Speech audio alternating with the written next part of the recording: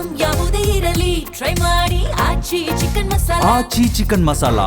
ಇವತ್ತು CM DK Shivakumar ಹಾಗೆ DCM Parameshwar Delhi ಪ್ರವಾಸವನ್ನ ಕೈಗೊಳ್ತಾರೆ. DKShi CM ಆದ್ಮೇಲೆ ಮೊದಲ ಬಾರಿ ದೆಹಲಿಗೆ ತೆರಳ್ತಾ ಇದ್ದಾರೆ.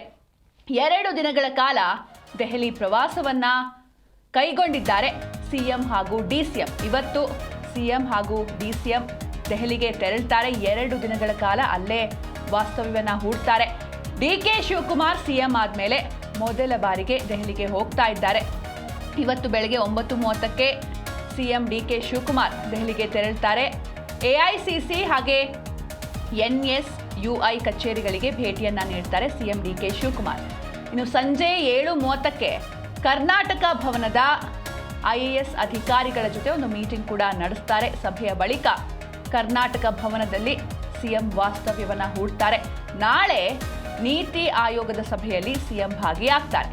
ಜೊತೆಗೆ ಡಿಸಿಎಂ ಅವರ ದಿನಚರಿಯನ್ನು ನೋಡ್ತಾ ಹೋಗೋದಾದ್ರೆ ಬೆಳಗ್ಗೆ 11 ಗಂಟೆಗೆ ಡಿಸಿಎಂ ಡಾಕ್ಟರ್ ಜಿ ಪರಮೇಶ್ವರ್ ದೆಹಲಿಗೆ ತೆರಳ್ತಾರೆ. ಸಿಎಂ ಹಾಗೂ ಹಿರಿಯ ಐಎಎಸ್ ಅಧಿಕಾರಿಗಳ ಜೊತೆ ಸಭೆಯಲ್ಲಿ ಭಾಗಿಯಾಗ್ತಾರೆ.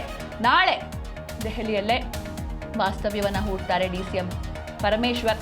ಹಿರಿಯ ಅಧಿಕಾರಿಗಳ ಸಭೆಯಲ್ಲಿ ಭಾಗಿಯಾಗ್ತಾರೆ ಡಿಸಿಎಂ ಪರಮೇಶ್ವರ್. ನಾಳೆ ಬೆಳಗ್ಗೆ 10:45ಕ್ಕೆ ದೆಹಲಿಯಿಂದ ವಾಪಸ್ ಬರ್ತಾರೆ. ಹೀಗಾಗಿ ಇವತ್ತು ಅಂದರೆ ಪ್ರಮುಖವಾಗಿ ಸಿಎಂ ಹಾಗೂ ಡಿಸಿಎಂ ಆದಮೇಲೆ ಅಧಿಕಾರವನ್ನು ವಹಿಸಿಕೊಂಡ ನಂತರ ಮೊದಲ ಬಾರಿಗೆ ದೆಹಲಿ ಪ್ರವಾಸ ಇದು. ಇವತ್ತು ಬೆಳಗ್ಗೆ 9:30ಕ್ಕೆ ಸಿಎಂ ದೆಹಲಿಗೆ ತೆರಳ್ತಾರೆ. 2 ದಿನಗಳ ಕಾಲ ಸಿಎಂ ಹಾಗೂ ಡಿಸಿಎಂ ದೆಹಲಿಯಲ್ಲೇ ಇರ್ತಾರೆ.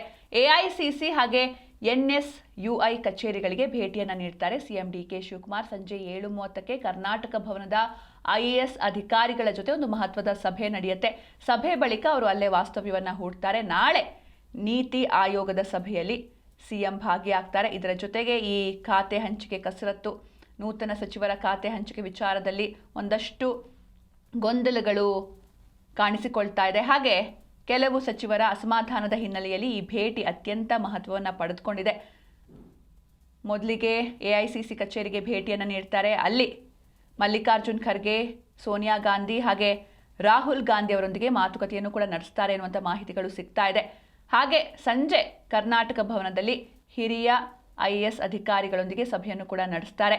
ನಾಳೆ ನೀತಿ ಆಯೋಗದ ಆಡಳಿತ ಮಂಡಳಿ ಸಭೆಯಲ್ಲಿ ಸಿಎಂ ಡಿಕೆ ಶಿವಕುಮಾರ್ ಭಾಗವಹಿಸ್ತಾರೆ. ಬಳಿಕ ಬೆಂಗಳೂರಿಗೆ ವಾಪಸ್ ಆಗ್ತಾರೆ. ಹೀಗಾಗಿ ಒಂದಷ್ಟು ಮೀಟಿಂಗ್ಗಳು ಕೂಡ ಇರುತ್ತೆ. ಜೊತೆಗೆ ಈ ಖಾತೆ ಹಂಚಿಕೆ ವಿಚಾರ ಮೊದಲನೇ ಸುತ್ತಲ್ಲಿ ಖಾತೆ ಹಂಚಿಕೆಯಲ್ಲೇ ನಾವು ಗಮನಿಸಿದ್ವಿ, ಒಂದಷ್ಟು ಸಚಿವರು ತಮ್ಮ ಅಸಮಾಧಾನವನ್ನು ಹೊರಹಾಕಿದ್ರು. ಹಾಗೆ ಹೈಕಮಾಂಡ್ ಎಂಟ್ರಿ ಕೊಟ್ಟು ಅಸಮಾಧಾನ ಶಮನವನ್ನು ಮಾಡಿದೆ. ಆದರೂ ಕೂಡ ಕೆಲವೊಂದಷ್ಟು ಸಚಿವರು ಇನ್ನೂ ಕೂಡ ತಮಗೆ ಸಿಕ್ಕಿರುವಂತಹ ಖಾತೆಯ ಬಗ್ಗೆ ಅಸಮಾಧಾನ ಅಥವಾ ಬೇಸರದಲ್ಲೇ ಇದ್ದಾರೆ. ಈಗ 2ನೇ ಸುತ್ತಿನ ಕ್ಯಾಬಿನೆಟ್ ರಚನೆ ಏನಿದೆ ಇದು ಸಾಕಷ್ಟು ಮಹತ್ವವನ್ನು ಪಡೆದುಕೊಳ್ತಾ ಇದೆ. ಯಾಕಂದರೆ 60ಕ್ಕೂ ಹೆಚ್ಚು ಶಾಸಕರು ಸಚಿವಾಕಾಂಕ್ಷಿಗಳಾಗಿದ್ದಾರೆ. ಹೀಗಾಗಿ ಎಲ್ಲರನ್ನೂ ಕೂಡ ವಿಶ್ವಾಸಕ್ಕೆ ತೆಗೆದುಕೊಳ್ಬೇಕಾಗತ್ತೆ. ನಾವು ನೋಡ್ತಾ ಇದ್ವಿ ರಾಜ್ಯಾದ್ಯಂತ ಅವರವರ ಕ್ಷೇತ್ರದಲ್ಲಿ, ಆ ಶಾಸಕರ ಕ್ಷೇತ್ರದಲ್ಲಿ ಜನರು ಕೂಡ ಪ್ರತಿಭಟನೆಯನ್ನು ನಡೆಸ್ತಾ ಇದ್ದಾರೆ. ನಮ್ಮ ಕ್ಷೇತ್ರದ ಶಾಸಕರು ಸಾಕಷ್ಟು ಕೆಲಸವನ್ನು ಮಾಡ್ತಾ ಇದ್ದಾರೆ, ಪಕ್ಷಕ್ಕಾಗಿ ದುಡಿತಾ ಇದ್ದಾರೆ. ಹೀಗಾಗಿ ಅವರಿಗೆ ಈ ಬಾರಿನಾದರೂ ಸಚಿವ ಸ್ಥಾನ ಸಿಗಲಿ ಅಂತ ಅವರ ಪರವಾಗಿ ಬ್ಯಾಟಿಂಗ್ ಮಾಡ್ತಾ ಇದ್ದಾರೆ.